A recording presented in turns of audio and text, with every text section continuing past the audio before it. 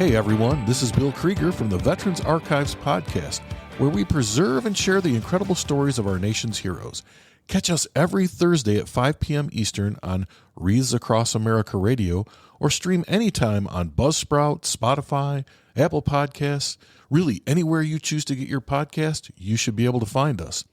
Be sure to like, share, and subscribe to our YouTube channel, and follow us on social media to help us reach more veterans and supporters. We are a nonprofit, and this service is completely free for veterans. Every story matters, and every voice deserves to be heard. Spread the word, honor our heroes, and join us on this mission. Follow, share, and tune in, because their story should never be forgotten. Learn more at veteransarchives.org. We'll see you there. Today is Monday, April 14th, and we're talking with Floyd Price, who served the United States Navy. So good afternoon, Floyd. Good afternoon to you. All right, great to see you this afternoon on a nice sunny day. It's wonderful to be here. Yep. It's always good to be seen, isn't it? Yes. Yeah, so we'll start out today with when and where were you born? I was born April 25th, 1927 in Foote Hospital in Jackson, Michigan. Okay, so you're coming up on a birthday. Yes. All right. Well, happy early birthday. I'll be 98. Oh, my gosh. Well, you don't look 98. Sometimes I feel it, sometimes I don't. Oh, that's true. That's true. So did you grow up in Jackson? No. We left there when I was 5 years old. Okay. I started school there, and work was scarce. My dad worked for a company that made rims, Kelsey Hayes, and they closed the factory, I think, there in Jackson. He went to Detroit for a while, and then he transferred to Motor Wheel here in Lansing, and we came here. We lived in several places. Then my folks divorced when I was 7 years old. Okay. And I went to live with my grandparents. They were wonderful people. And then where did your grandparents live? At that time, it was in Ovid. Okay. And did you have brothers and sisters too? No, I had brother and two sisters that died. Oh, okay. At birth. Oh. Well, the one sister that was younger than me lived 3 months. Mm-hmm. We lived in a log cabin with my great-grandmother in south of Jackson. And she was born in October, and that cabin wasn't very warm, and I don't know, she got pneumonia and died. Oh, okay. She was exactly the same age as my wife. Really? My wife's birthday was October 26th, and hers was October 31st. Oh my gosh. You know, my younger brother was born on October 26th. So it's a few years later, but yeah. Yeah. So you went to live with your grandparents in Ovid. Yeah. Did you see your parents much after that? Not a lot. My mother ran off with some guy, and my dad was still working. My grandfather also worked at Motor Wheel. Okay. So on Friday nights, I'd ride in. He worked the late shift, went in and worked at 10 o'clock, and I'd ride in with him on Friday nights, and my dad would get out of work at 10 o'clock and then go home with him. Mm-hmm. And he lived in a boarding house. But I never knew my real name until I was about to going into the Navy. I went by the name of Lloyd Bequeer. That was I think he was my father. Uh-huh. He's the only man I ever called father. Yeah. And but when I found out that my birth certificate said I was Floyd Price. Okay. And so Price was your mom's maiden name then? No, that was her first husband. Okay. Okay, I understand. And she was married 3 times. Oh, all right. In my, they moved a lot.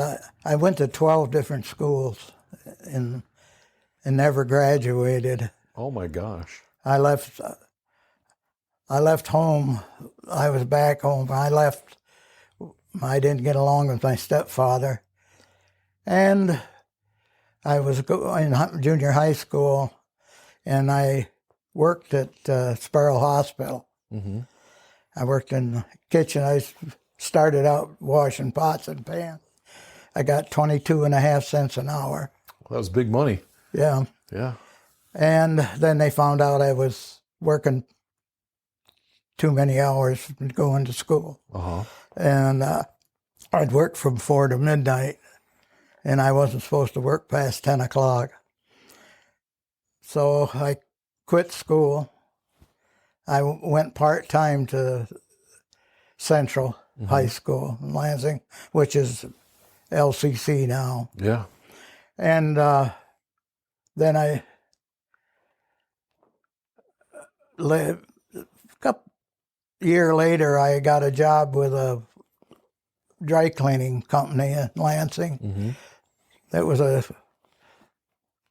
plant. The chemical they used was outlawed in the city because it was toxic or Yeah. so I worked there nearly a year, and then I asked my mother to sign for me to go in the Navy.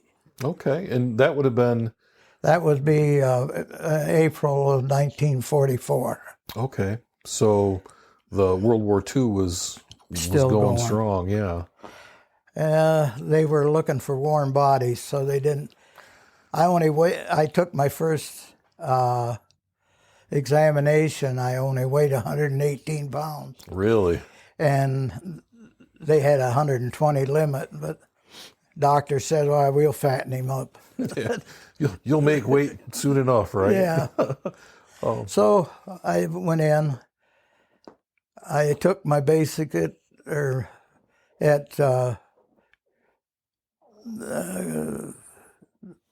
Naval Station in Green Bay. Okay. And we usually, it's 12-week deal, but they were wanting bodies real fast, so it was around about 5 weeks, all I training at. Yeah. I left there and went to Shoemaker, California.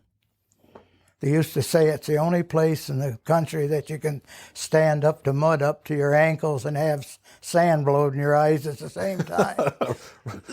Sounds like a great bad. place, Floyd. It was a German prisoner camp besides a military camp or prison. The German prisoners walked around free, and the American prisoners were locked up. But the Germans are probably thankful to the be Germans, there. you couldn't have chased them out of there. Yeah, I'll we bet. had a guy that spoke German, and he talked to a lot of them. And they were building. Every place you went from building to building had boardwalks to get there, and they were building covers for these boardwalks. And so I left there, and they went to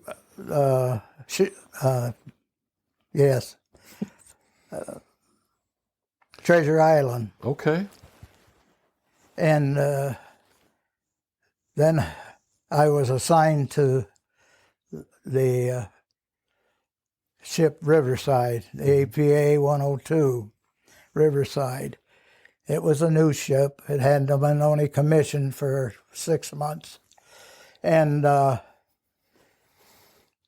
after I was there for a while, they called 5 of us in and sent 4 of us to Treasure Island after I'd been aboard the ship, sent back to Treasure Island to train to be radar plotter. The radar was pretty new, right? It was a new... Well, it was. The principle of it is still the same, I guess, but the equipment is altogether different. I trained mostly for surface plotter. That's what I wound up being. But I went aboard the ship as part of the command. It was a command ship. I think there was, I got a note. There was 51 officers and 524 enlisted on the ship. But under the command, there was 43 officers and 108 enlisted. Okay. I was a part of the command. They had built a special, right behind the stack, a special area for this command. We left out of San Francisco, and I was on watch. I sat up on a high stool with headphones on. And when we went out of the Golden Gate Bridge, it was stormy. The ship was doing a lot of moving. Really? And I got sick. And I couldn't wait. I kept watching the clock, waiting for my relief to come. And when he showed up, he was as sick as I was. Oh, no. So I spent the next 4 hours relieving him. But anyway, we left there. We were hauling a load of ammunition. We had a load of torpedo warheads and 16-inch shells. Unfortunately, we took a crew member on that had just got off in the ship that had hauling ammunition that had been hit. So was he bad luck? And he just got off in a 30-day leave. And when he found out what we was hauling, he says, "How lucky do they think I'm going to get?" We took it to Pearl. Unloaded at Pearl, or we didn't unload. Stevedores unloaded it, and then we left, and we went into the marshals. I very seldom knew where I was. Back then they didn't reveal. They didn't want you writing home and telling. Oh yeah. So all our mail was censored. So you don't write on both sides of the paper because they may cut something out of. I didn't think about that, but you're right. You're right. So once in a while, I remember we had a wee talk, and a wee talk after the war was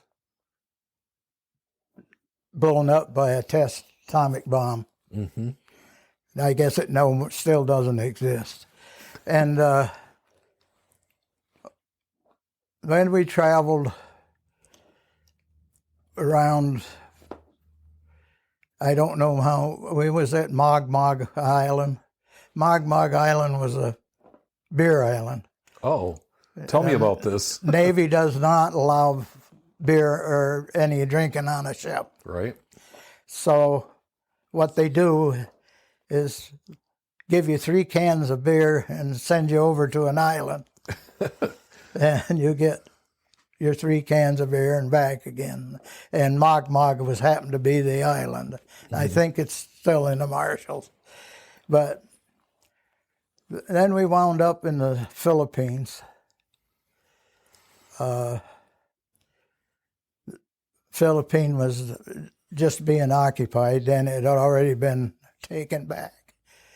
And that's where we wound up loading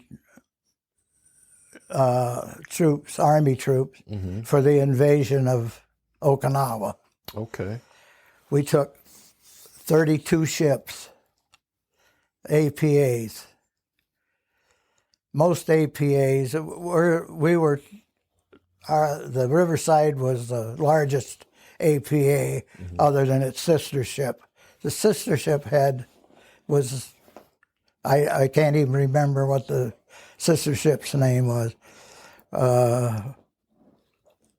Most APAs were about 62 foot wide, and Riverside was over 90 feet wide, and a little longer.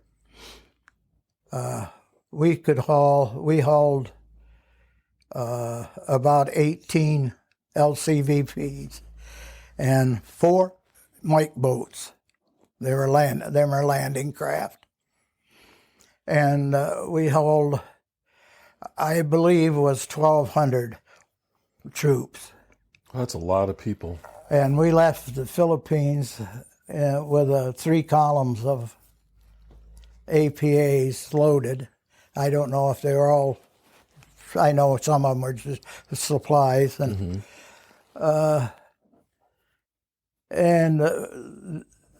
we weren't the first there at the Philippines or Okinawa. We weren't. I went in the second day. I can't remember. We took. I think we were just loaded with supplies, and of course, I never set foot on the island. I could remember in the distance of a water tank, and the water tank was up on legs, and one leg had been shot. It leaned over, and it looked like you couldn't lay your hand on a place that didn't have a bullet hole in it. I think that was the only thing that stuck up on the beach.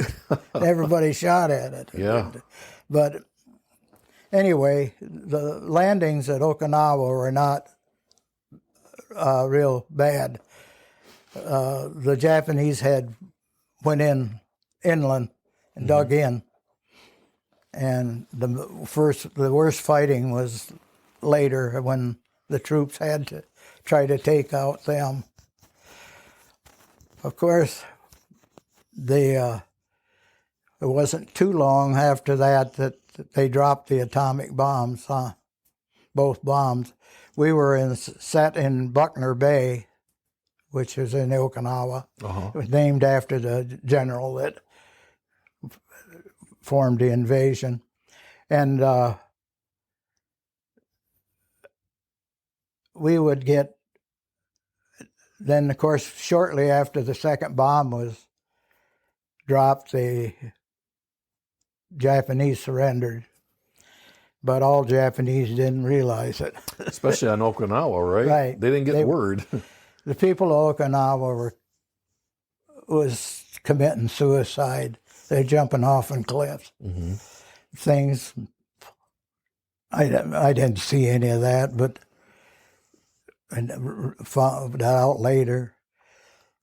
They were scared to death of it, thinking that the things was going to torture them and everything. Right. But as we sat in Buckner Bay, general quarters would go off about at 4 o'clock in the morning and stay till about 10. And so we used to say we'd get breakfast was an apple and GQ. And that went on. One morning, we had 3 torpedo or night fighters was returning, and a Japanese torpedo plane was following them in, and they never knew it. He dropped the torpedo on the Pennsylvania, which was anchored out, and the Pennsylvania, it hit the stern, and it didn't sink it, but it put the stern down underwater. Yeah. We happened to have a second-class bosun's mate that his father was a first-class bosun's mate on the Pennsylvania, and he got to go over and see his father and see if he was all right and everything. The ship survived, and later was blown up by a test of atomic bomb. Really? But I have run into several people in different places that said their father or brother or somebody was on the Pennsylvania when they heard that I was in Okinawa. Yeah. But I think we stayed. We were there a good 3 months or more, and we never fired our guns. The shore battery took care of anything that, like, we got raided. Mm-hmm. We put up smoke screen, so when the general alarm go off, you didn't go to your battle station. You went to your fire station. Oh, okay. And you sat there in the smoke, and you couldn't see your hand in front of your face, and it was more worrisome than, I got thinking, well, all he's got to do is drop it in the smoke and he got you. But right. It never happened. Yeah. Well, after 3 months or so, my first day on the riverside, they made me the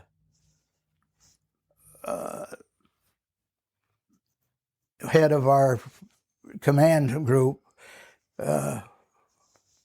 which was a Commodore. Mm-hmm. But he didn't wear Commodore stripes. He wore captain stripes.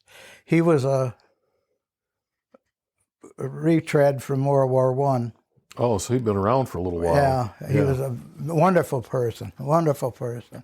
And our executive officer was also a captain. Mm-hmm. And then the ship's commander was a captain. So we had 3 captains with captain stripes. And they told me where to sit. And when the captain came out, why, all I did was follow him. Well, that was your job to follow him around? I didn't know, yeah. Well, that lasted 2 days, and he says, I don't need you. Right. I said, I didn't think so. Let me this captain around. Yeah. At first, I didn't know which captain was what. But anyway, he was a very wonderful man. He wasn't very gung-ho. Mm-hmm. Messenger would come up and salute and click his heels, and the Commodore would say, "Don't break your arm, son." Kind of a down-to-earth person then, huh? Yes. Yeah. The Riverside was attack ship. It had 2 5-inch guns, 2 twin 40s, and 18 20-millimeter cannon. I was assigned. I tried out once for a hot shellman on the 5, and I didn't work out very good. You had a pair of asbestos gloves, and they come up to your elbow, and you're supposed to catch the shell empty casing. Yeah. So it didn't get banged around, because the Navy in a 5, the Army is a 105. They use fixed ammo, or not fixed ammo. Navy uses fixed ammo. Mm-hmm. The Army uses projectile and powder bags behind it. And the way the Navy uses their big 16 inches. Right. And so these casings come flying out of the gun. You're supposed to catch it. And most of them go rattling across the deck. But anyway, I wound up being a loader for the 20 millimeter. But after the war ended and we came back, we went to come into San Pedro. I can remember a banner that had been tacked up on a building, and one end of it had kind of fallen down. Welcome home. That was our only welcome we ever got. They used to talk about the Vietnam warriors that weren't appreciated. So, but we didn't get much of a welcome. The welcomes were all over with because the war had been over for 3 months or 4 months. Right. And most of the big things happen in New York City, right? Yeah. So they were no use for the command anymore on the ship, so I was taken off in the Riverside. And I was reassigned to the Warren, an APA Warren, which Warren had served very bravely in the Pacific.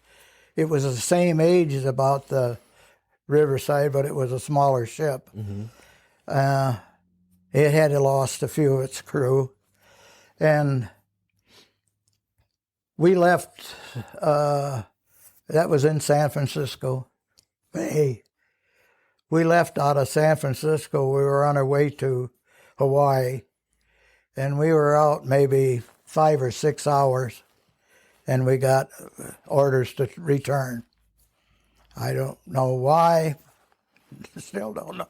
And so we come back to there in Frisco, and we stayed there for 2 or 3 days, and then they give us orders to go take the ship to the Panama Canal and up the Gulf into the Mississippi and return it to a merchant.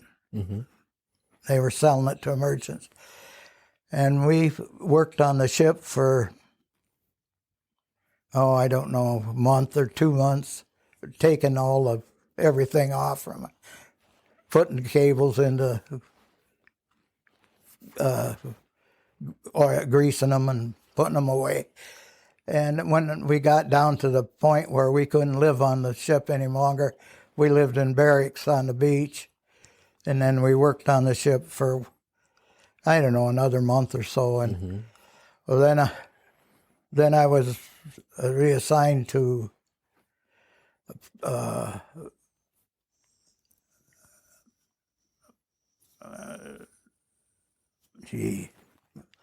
Louisiana, not Baton Rouge, but the main city there in New Orleans. Yes. I went to New Orleans, and every day we'd go down to check the billboard to see but what they called my deal was a diaper cruise. I was supposed to stay the duration of the war in 6 months. Well, the 6 months was up already, but I wasn't. They weren't in no way letting me out. And so I'd have to go down and look at the bulletin board, see if I was going home or I was going someplace else. Well, I got in a little trouble. We was mustering, and when we left muster, me and another guy was traveling back to the barracks, cutting across the lawn, and some guy hollered, "Get off the grass." And I turned around, and some guy in a T-shirt, and I told him to kiss my ass. So he come and wanted my name and serial number, and I wouldn't give it to him because he wasn't in uniform. So he called the guy over that was in uniform, and I gave it to him, and I went up to my bunk, and wasn't only half hour. There was a call over the squawk box to report to the master at arms shack.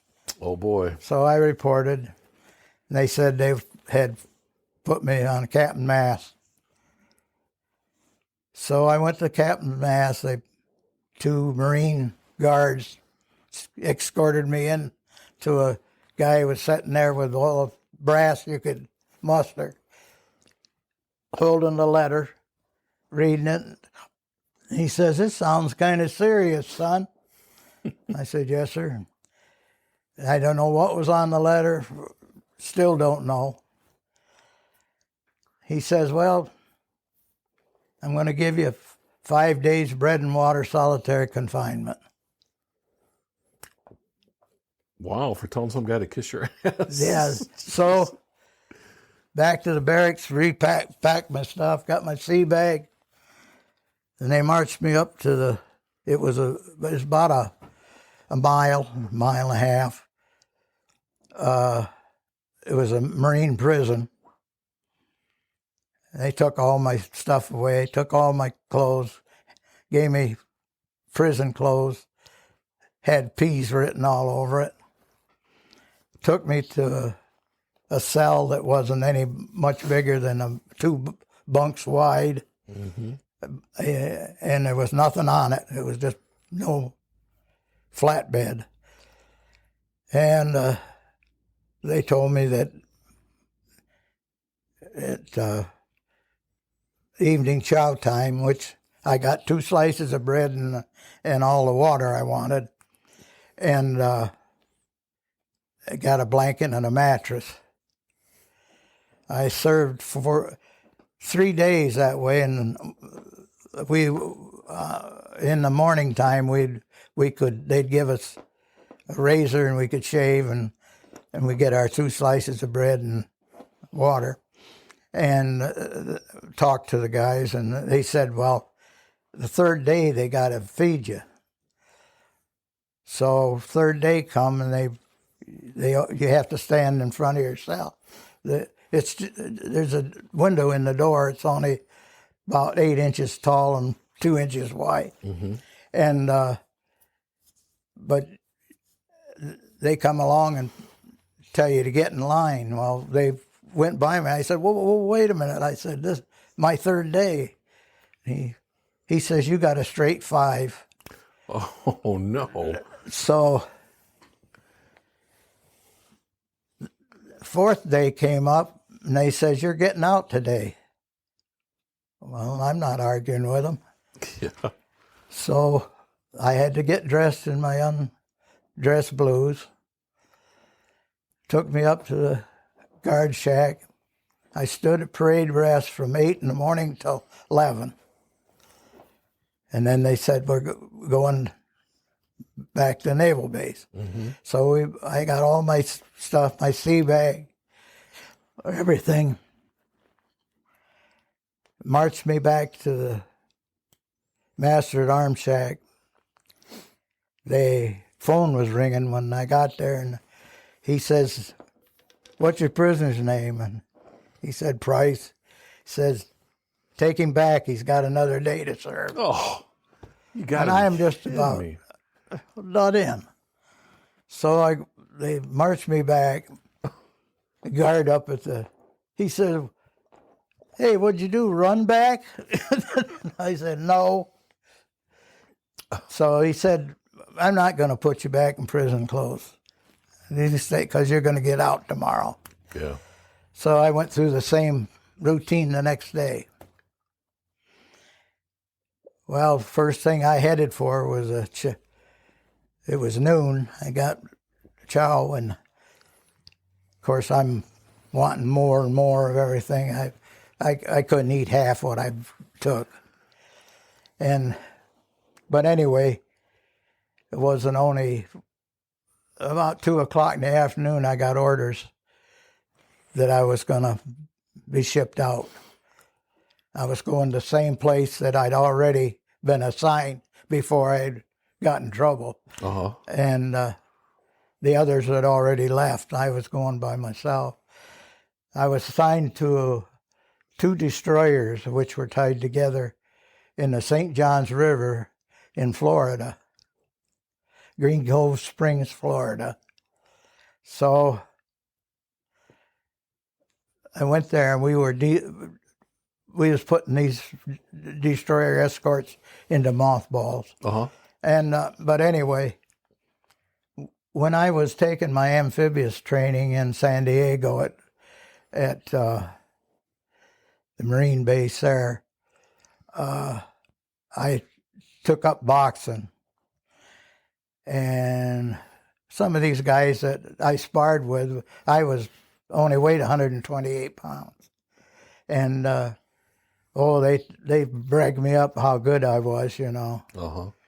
And my first fight, I about got killed. But anyway, I had got hit in the chest, and it got real sore. And it never quit being sore. And through the years, I didn't have no problem with it when I was wearing dungarees and cambray shirts. Yeah. But when I would get dressed in my dress uniform, it was so tight, then it would hurt. Mm-hmm. Well, I lived with it. I didn't go to sick bay until I was aboard this destroyer escort, or DEs. And finally it got so bad that it was getting larger. I went to sick bay, and the doctor says, "Oh, you got it. That's got to go." So they called in a amphibious truck out to the ship, and it took me to Jacksonville Naval Base in Florida. Mm-hmm. And they operated on me and took it out. It was the size of a chicken egg. Let's take a quick break. Hey, listeners, we need your help to keep the Veterans Archives podcast going. We're a nonprofit dedicated to preserving the stories of our nation's heroes, and we provide this service completely free to veterans. Your support helps us record, share, and archive these incredible stories so future generations never forget the sacrifices made for our freedom. Every donation, big or small, makes a difference. Visit veteransarchives.org to contribute today. Help us honor their service by ensuring their voices are heard. And thank you for your support, and thank you to all the veterans who have served our country. Oh my gosh, that was from the boxing? Well, that's the only thing that I could lay it to it. Yeah. But,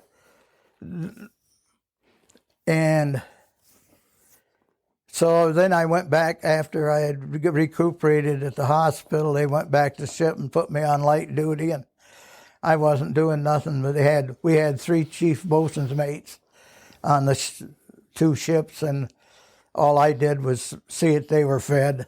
Oh. And a lot of times 2 of them would be on liberty, and the other one would say, I'll go to the chow line. You don't have to do nothing. So, but then all of a sudden I got orders to go back to Green Bay, and I was going to be discharged. Oh, okay.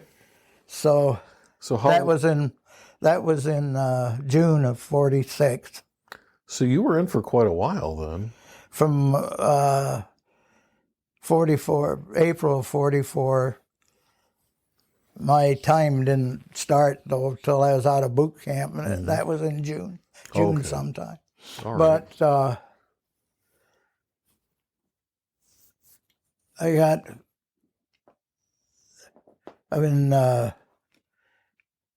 went through that, getting out of the Navy. Mm-hmm. Well, before they'd make you sit there, and the ones that were going to re-up, you'd have to make you sit there and go through their re-up before they'd let you go. Oh, jeez. But anyway, I got out. I was down at the train station to catch a train back to Chicago. Mm-hmm. And there was an officer started talking to me, and I, of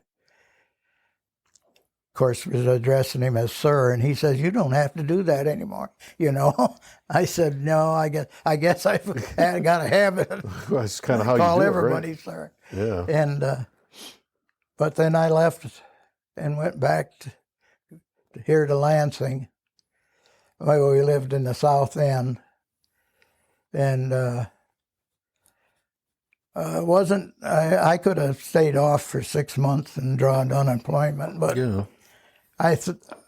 one of the guys that I went in with had been a window cleaner before he went in, and he went back with that company. So I thought, they said they needed somebody that could run either a bosun's chair or something like that. And they knew I had done that. So my first job with them, I went to work with Lansing Window Cleaning Company. My first job was a Kellogg Center, and they just built it. Oh, they're in East Lansing? In MSU. Yeah. And they hired another guy out of Chicago to work with me on it. And he was a little scary because he'd lost most of his fingers on his right hand. And he had a hard time holding a rope. Yeah, I'll bet. He used to he did. take it and put it under his foot to tie off.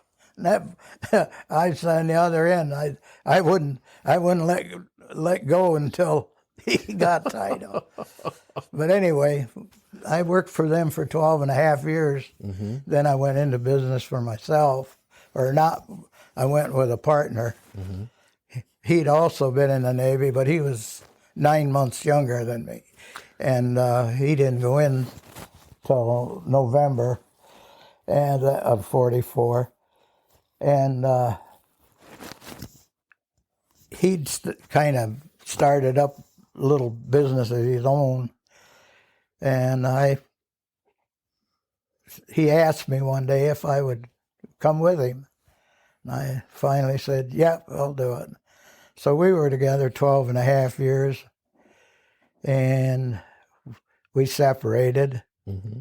And I started up Capital Window Cleaning Company, and I run that for over 20 years. Oh my gosh! So you had I had 45 years in window cleaning. I did the state capitol. I did all the state building. Mm-hmm. Did City Hall for years. And the tower, I did that tower for 12 and a half years. You talk about the Michigan National Tower? Yeah. I've always been fascinated by that building. Yeah. That was same age as I am. Oh, goodness. Elfrida, my wife, was in high school at that time. And she used to walk downtown to catch the bus out to the south end. And she'd see me hanging out one of them windows on the tower, and of course, we wound up on a blind date. That's this friend that was a window cleaner that before went in the Navy. His girlfriend was Elfrida's girlfriend, mm-hmm. So they set us up for a blind date. I think we went to a movie or something. Yeah. Then I asked her later to go on a hayride with us later, and so when she finished high school, she worked for a company in the office, and then in 47 we were married. Okay. So you got married before you started your business, and pardon? You got married prior to starting your business. Then. Oh yeah. She was a good part of it. But we've been married 45 or 75 years. Wow! Congratulations. Wow. That's a long time. Yeah. Now, have you celebrated your 75th anniversary yet? No. The kids are waiting. They're not going to do, I think my birthday's coming up on a Friday or something. But the kids have got it all planned. My older daughter's coming home from Florida next weekend. And then they've got something planned at my youngest daughter. She lives out by Portland. And a big dinner for all my grandkids and great-grandkids, except the ones that live in Texas. Mm-hmm. And my great-granddaughter was in the Army. Okay. She there 20 years, come out a major, and her husband a lieutenant colonel, Mm-hmm. and he flew the Black Hawk helicopter, and she went to Texas A&M for culinary school, and now she teaches. She's got a school of her own, and she teaches cooking. It must be pretty amazing to be old enough to see your great-grandchildren have careers. I mean, that's yeah. incredible. My oldest great-granddaughter or granddaughter, is in her 50s. My two daughters are in their 70s. Uh-huh. I got a great-granddaughter that's 34 or 35, grandson that's 30, and another one that's 22. One in Texas, that's where the granddaughter has her school. Mm-hmm. And the one in Texas graduated from Texas A&M, great-granddaughter. Mm-hmm. So how many children do you have? Two daughters. Two daughters. Okay. Two daughters, two granddaughters, and two great-granddaughters, and a grandson. He was the first on my side of the family born since I was. Wow, that's Male. yeah. He works for a company that sells these belts that run equipment across, Oh, like conveyor belts? conveyor Yeah. equipment. He lives in Grand Rapids, Mm-hmm. and he's single. And his mother keeps begging him to get married because she wants her daughter has already confessed that she's not going to have any children. She's in her 30s. Uh-huh. So he's the only option. he's the only option, and Yeah. it seems like he gets a girlfriend and something happens. He had one that was a nice girl, and she wanted him to move to Alaska. And he's mama's boy, and he ain't going to leave his mama. Yeah.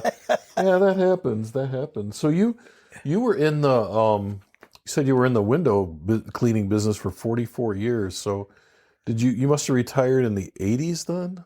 The 1980s? 91. 1991. What'd you do after retirement? I worked at a golf course. Really? Which one? Summers. Bronson Bay and then one on South Washington. They own both of them. Yeah, Bronson Bay, that's a nice golf course. Yeah, it's gone now. This guy bought it and wanted it for hunting. Oh. But I worked there over 20 years. I took care of their driving range. Uh-huh. I didn't get paid or anything. I was a volunteer. But I got all the golf I wanted, and That's pay enough, right? I was still able to go to Florida and spend the winters and then come back and go back to work on the golf course. And I only worked 3 days. I only worked half a day, 3 days a week, and so it wasn't where it took all my time. Right. Right. Well, you rode motorcycles too. We were talking about that before. That was right after I got out of the Navy. The neighbor bought a new motorcycle, and I bought his old one. Okay. And then after Elfrida and I got together, she liked to ride. Her dad was deadly against me because he didn't like. He used to call me the damned old window cleaner. Oh boy, you were the damned old window cleaner, huh? Yeah. And it happened to be that I bought a Starfire, Oldsmobile Starfire. Oh. One of the first ones. They only build them about 4 or 5 years. Mm-hmm. And so I traded the Starfire in for another one. It wasn't a couple of weeks, I went over to my father-in-law's, in-laws, and it sat in the driveway. He'd went down and bought it after I'd sold it. Why would he want a car from some damned old window Well, cleaner? his brother-in-law came up here from Ohio, and that's the first thing he said. Why would you want a motorcycle or a car from a damned old window cleaner? That's funny. But mother-in-law died when she was only 62 or 42. Nice lady, nice lady. Father-in-law was like my dad and my stepdad. They were weekend drunks. Oh, okay. They were all the same age, and they always worked. They always kept their job, but from Friday night till Monday morning, they were drunk. Oh, geez. And that's why I couldn't get along with my stepdad. My dad was a jolly drunk. Of course, he'd remarried and had the woman had two girls, and he kind of faded out. And I went to see him a lot. And even after my dad had passed away, I even went and would go and fix my mother-in-law, or not mother-in-law, stepmother's medicines and stuff for her. And me and her was pretty good together. But my stepdad, until he quit drinking, he did later years. He quit drinking, but he was bad. He was very good. He was a merchant marine, and he worked on the Great Lakes but as soon as he was drinking, he was mean. He was mean. I don't know how many times he chased me out of the house, and we'd go around and around the house until the neighbor lady would open her door and holler. And next time around, I'd go across the street and up on her porch, and then she'd order him off in her property. And then they'd call my grandparents, and they'd come and get me. Oh, my gosh. Oh, thank God for that neighbor lady, right? Yeah. She was a tough old gal, too. Well, you've lived quite a life. Yeah, it was not a good childhood. Yeah. I never was able. After I played ball till I was 55 years old. Oh. Because I never played any sports in school because I had to work. Right. I got out of school at 3:30 and went to work at Sparrow Hospital at 4 o'clock. Worked till midnight. But I played ball. I started out playing fast pitch, and I got hurt a little bit. That was after I was married. I got hurt, nothing serious. So I thought, I better quit. Well, it wasn't only a year or two. Somebody come along and said, hey, they got a new game. It's called slow pitch. Oh. I said, what? Slow pitch. He said, you ought to try it. I don't know. Finally, they taught me, and I went and tried it, and I fell in love with the game. And then I belonged to the Moose Lodge. I was an officer at the Moose Lodge. And I played for the Moose team. And then when the manager there resigned, the guys all made me manager. I was a playing manager. And my biggest thing was that I could outrun everybody on the team. I was 10 years older. Yeah. But I had a guy that I still keep in contact with him. He was one of our outfielders, and he'd challenge me every spring. to a race, and he never did beat me. So. Didn't learn his lesson the first or second No, time, did he? He is a great guy. Yeah. His last name is Niece. Uh-huh. Yeah, he was. I played for the Moose Lodge there until I resigned. The bad thing was that we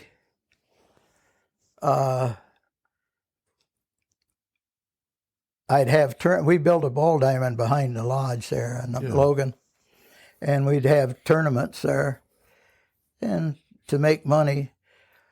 Well, I'd turn all the money that I made into the lodge, and then when I needed equipment and stuff, I'd have to go to the lodge and get it. And then there was always some members saying, "Oh, we're spending too much money on the ball team," Right. And it was our own money, but so I told him, I said, I'll stay, but I'll run my tournaments, and I keep all my money. And I'll buy my equipment out of it, and at the end of the year, whatever's left, I'll turn over to the lodge. Mm-hmm. Oh, we can't do that.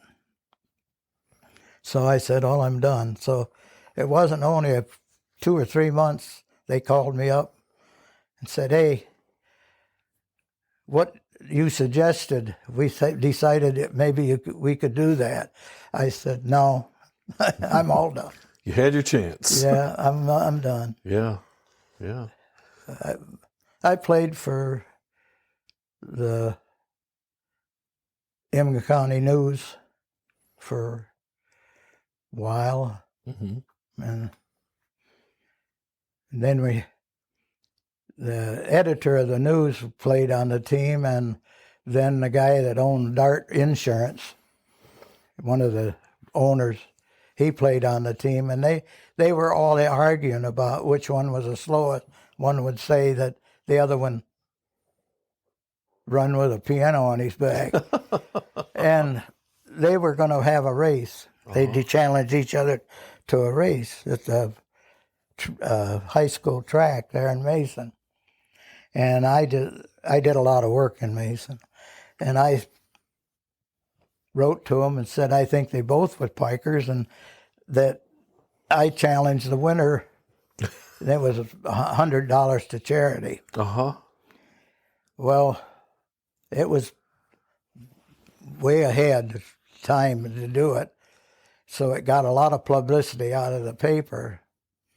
So the day of the race, the high school, there's just a mob of people showed up. Yeah. John Dart was there. I don't know if you knew John Dart. I did not. He's part of LCC deal. He was an attorney and an insurance agent, but anyway, he was there, and he says, "We can't get this many people to show up to the high school track team." So, but anyway, the two guys that had argued, the insurance man and the editor, had their race. The editor fell flat on his face coming out of the block. Oh, no. So they waited a while, and then I was going to race the insurance man. Well, I'd never run out of blocks before, and I think that was the other guy's fault or problem. So I said, "No, I'm not going to try it." He did. So when the race started, they had a guy with a timer and another one with a camera. Mm-hmm. And he got a little jump on me coming out of the blocks. But the last 10 yards, I passed him. And the photograph they took, I think every store in Mason had it plastered on there. You couldn't see my one leg. It was up like. Yeah, like you're running. Part of the picture says, "One-legged window cleaner beats insurance executive." I still got the picture. And That sounds like a lot of fun. Yeah, we did have there. I've had a good time. I've had a good life. Yeah, it My sounds like childhood wasn't what you'd call fancy, but well, you made the best of it. And you made a yeah, good life for we you and did. your family. Yeah. Yeah. Was there anything that we haven't talked about that you want to talk about? Oh, I don't know. Just that how many years my wife has kept me going, and how much I care for her. Yeah. Yeah. She's a good And woman. My 2 daughters, and I've got 2 son-in-laws that are, I'd take them as sons any day. They're great, Mike and Bob. Mm-hmm. Well, then really, I just have like one last question for you then. You know, like you said, things didn't start out so great, but you certainly have come out pretty good with your big family and your wife and your marriage of almost 75 years. That's incredible. Right. You know, when someone listens to your story years from now, what message would you like them to take away? What message do you have for people? Oh, I don't know.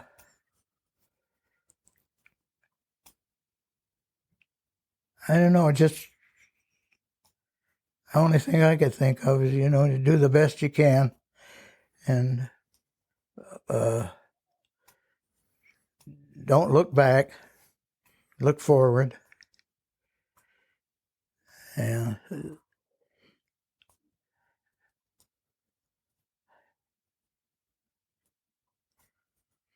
I don't know how much time I got left, but I'm going to try to enjoy it. Well, none of us know that, right? No, we don't. Yeah.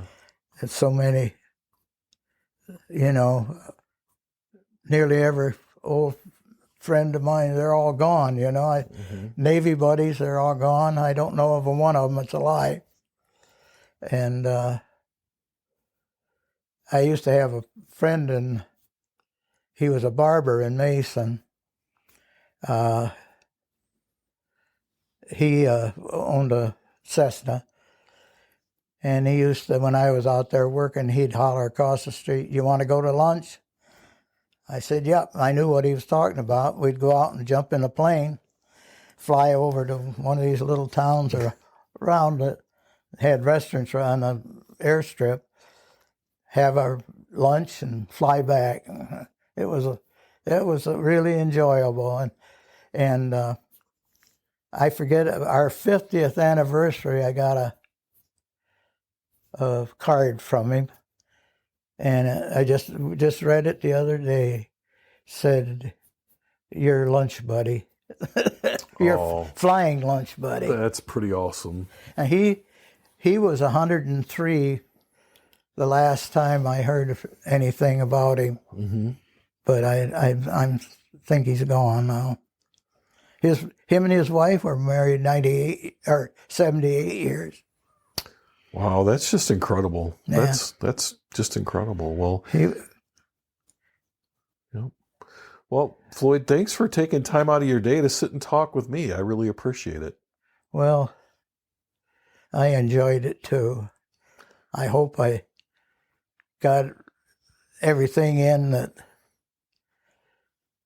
was necessary, but I'm sure I'll think of something that I didn't say later on.